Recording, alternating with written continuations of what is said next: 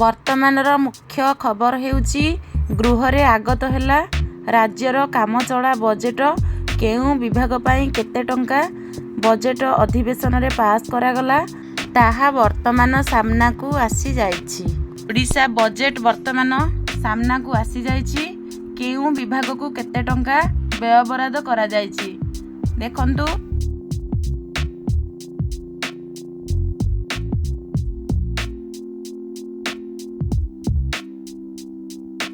ପଞ୍ଚାୟତିରାଜ ବିଭାଗ ବାବଦକୁ 22,543 କୋଟି ଟଙ୍କାର ବ୍ୟୟବରାଦ ହୋଇଥିବା ବେଳେ ସ୍ୱାସ୍ଥ୍ୟ ବିଭାଗ ପାଇଁ 79,729 କୋଟି ଟଙ୍କାର ବ୍ୟୟବରାଦ କରାଯାଇଛି।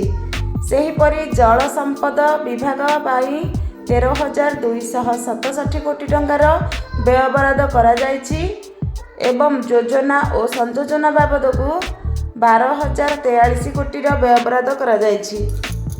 ମହିଳା ଓ ଶିଶୁ ବିକାଶ ବିଭାଗ ପାଇଁ 5,015.15 କୋଟି ଟଙ୍କାର ବ୍ୟୟବରାଦ ହୋଇଛି।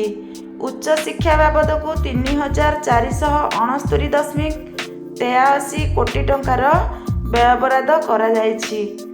ରାଜସ୍ୱ ବିପର୍ଯ୍ୟୟ ପରିଚାଳନା ବାବଦକୁ 3,970.29 କୋଟି ଟଙ୍କାର ବ୍ୟୟବରାଦ ହୋଇଥିବା ବେଳେ ବିଦ୍ୟାଳୟ ଓ ଗଣଶିକ୍ଷା ବିଭାଗ ବାବଦକୁ 24,764 କୋଟି ଟଙ୍କାର ବ୍ୟୟବରାଦ କରାଯାଇଛି।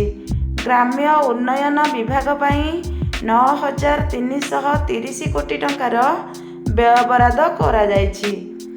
ସେହିପରି ଗୃହ ବିଭାଗ ପାଇଁ 8,641 କୋଟି ଟଙ୍କାର ବ୍ୟୟବରାଦ କରାଯାଇଛି। ମିଶନ ଶକ୍ତି ବିଭାଗ ପାଇଁ 2,760.81 କୋଟି ଟଙ୍କାର ବ୍ୟୟବରାଦ କରାଯାଇଛି। ପର୍ଯ୍ୟଟନ ବିଭାଗ ପାଇଁ 817.95 କୋଟି ଟଙ୍କାର ବ୍ୟୟବରାଦ କରାଯାଇଛି ଏବଂ ସେହିପରି ନିର୍ମାଣ ବିଭାଗ ପାଇଁ 10,950 କୋଟି ଟଙ୍କାର ବ୍ୟୟବରାଦ କରାଯାଇଛି।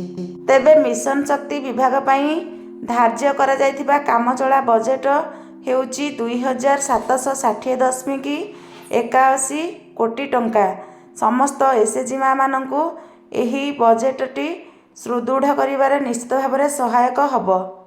ଭିଡ଼ିଓଟିକୁ ଶେଷ ପର୍ଯ୍ୟନ୍ତ ଦେଖିଥିବାରୁ ଧନ୍ୟବାଦ।